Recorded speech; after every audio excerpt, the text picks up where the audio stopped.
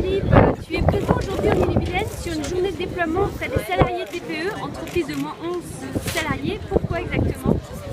Parce que nous considérons à la CGT que tout le monde a le droit d'avoir un lien avec le syndicat CGT. Et on constate que c'est souvent dans les très petites entreprises, dans l'artisanat, que les salariés ont beaucoup de problèmes de connaissance de leurs droits et qui sont le moins défendus parce qu'il n'y a pas de présence syndicale. Donc c'est important, et c'est un message porté par la CGT, que la CGT puisse aller à la rencontre de tous les salariés, de tout le salariat dans sa diversité, et particulièrement pour les salariés des toutes petites entreprises. Alors au niveau des élections pour les salariés TPE, c'est depuis 2012, donc c'est des nouveaux droits en termes de représentativité.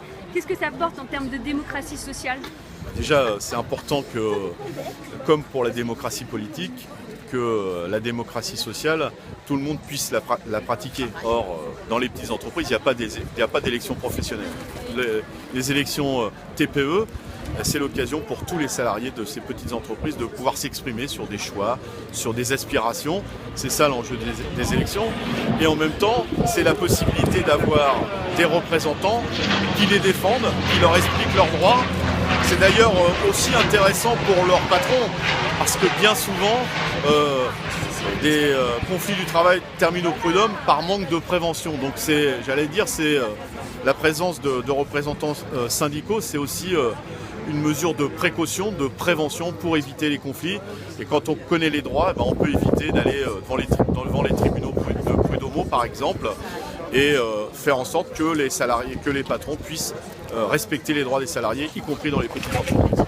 Et se syndiquer à la CGT quand on est salarié d'une TPE, en quoi c'est utile? Je pense que c'est essentiel, parce que par principe, dans une TPE, on est isolé, et donc il y a besoin, le syndicat c'est l'échange, c'est le collectif, on part de problèmes individuels pour les discuter collectivement. Et donc dans des petites entreprises où on est souvent livré à soi-même, il y a un manque de collectif. Se syndiquer, c'est rencontrer d'autres salariés, syndiquer aussi, échanger, discuter, faire part des expériences et puis proposer de nouveaux droits, proposer un certain nombre de choses qui permettent d'améliorer la situation des salariés. La CGT actuellement, elle est mobilisée depuis 3 mois contre la loi El Khomri. Elle réclame le retrait de la loi El Khomri. En quoi la loi El Khomri est néfaste pour les salariés des TPE? Pour une chose essentielle, et d'ailleurs c'est important de le dire, c'est un des points sur lesquels on est d'accord, il n'y en a pas souvent avec le patronat des TPE et de l'artisanat, puisque eux considèrent qu'il y a besoin de conventions collectives.